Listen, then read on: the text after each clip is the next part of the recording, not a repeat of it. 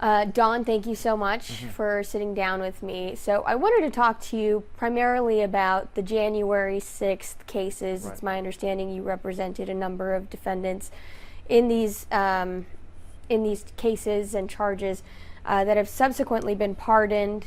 But we're also hearing that the FBI agents that conducted investigations into these individuals may suffer adverse employment consequences. So I wanted to ask, what are your clients saying, and what are your thoughts on what should happen? Right. Well, my clients and don't have any ill will towards law enforcement. Some people think it was an overreach to arrest everyone who was at the Capitol, and some people think, it's not. Obviously, the most violent people should have been prosecuted, but there's some debate about whether people who were just there should have been prosecuted. Some of my clients, when they went into the Capitol, they were invited in. The doors were open. Law enforcement said, "Come on in." They were peaceful. Those people were charged with misdemeanors. It wasn't a serious crime, but they were charged. And so those folks are happy they got their cases pardoned. And so now that we're seeing that these individuals may potentially lose their job, I know you had said your clients don't have any ill will. Right. They suffered a lot of adverse consequences in their lives, for They example. certainly did, yeah. So my clients, obviously, they were arrested. They had the charges pending. They had to hire lawyers. They had to go to D.C. It was a big problem for them. All of that has been erased with the pardons, but they still can't get that time and energy and money back.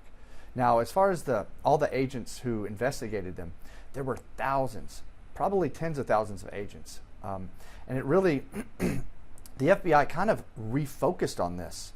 And while they have some 30,000, 40,000 agents in the Bureau, every agent in every division all over the United States was potentially engaged in investigating, because the people who came back from January 6th, they went back to their hometowns all over America.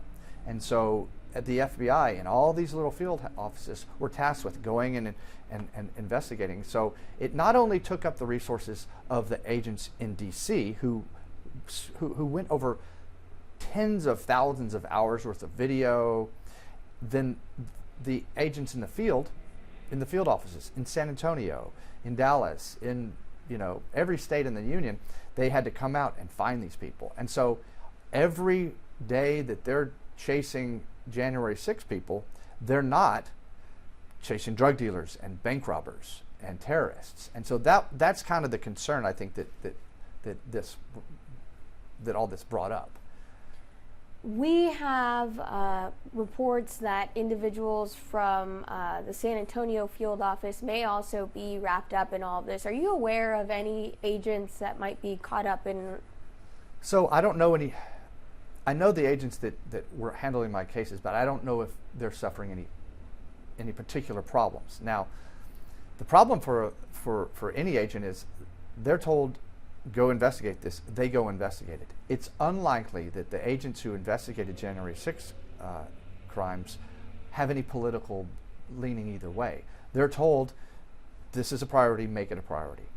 The January 6 crimes, they were obviously crimes. The question is a political one. Do you want to spend our resources going after this, or do you want to spend our resources going after traditional crimes like bank robbery and drugs? But the line officers, the line agents, they don't get to make that decision. So they're just told to do their job, and they do their job as best as they can. Can you give some other examples of those redirections of focus? It's my understanding that in recent weeks, the FBI and other agencies have had their focus redirected or prioritizing certain offenses. Is it normal for them to?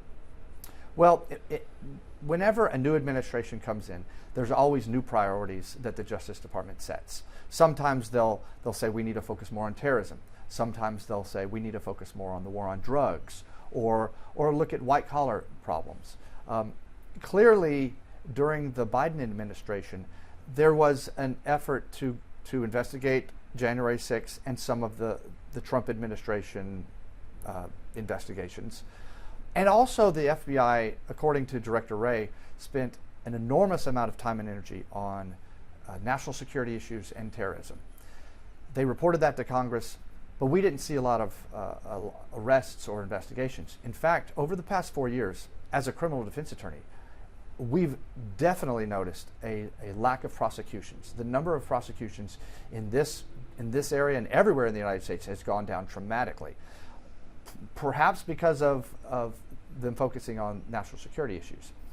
The Trump administration and Kash Patel and the new folks that are coming in, they have complained that not enough was done to focus on the border, cartels, and drugs. As a citizen, I'm happy to see that they'll refocus their efforts on drug crimes and violent crimes. And we know that the administration is definitely focusing on new immigration issues and securing the border. And so we will definitely probably see a lot more immigration cases, illegal reentry charges, alien smuggling charges, and also drug-related cases. I know you said something not too long ago. You said, obviously some of these are crimes. Talk to me about how there's discretion. So the federal government, unlike the state government, they have limited resources. So they pick and choose who they're going to prosecute. If someone is arrested by a police officer, they're going to, every crime that they see, they're going to arrest. But the feds, they have to be selective. So they choose to target certain areas. Maybe they'll target a certain cartel. Maybe they'll target a certain mafia organization. And so it comes from the administration. It's very clear that this administration wants to target the border and those immigration type crimes. The Trump administration even talked about sending IRS agents to the border to help with processing. And the Trump administration can put their resources wherever they want to put them. And I think that we're going to see quite a major increase in law enforcement presence in and around the border here in Texas.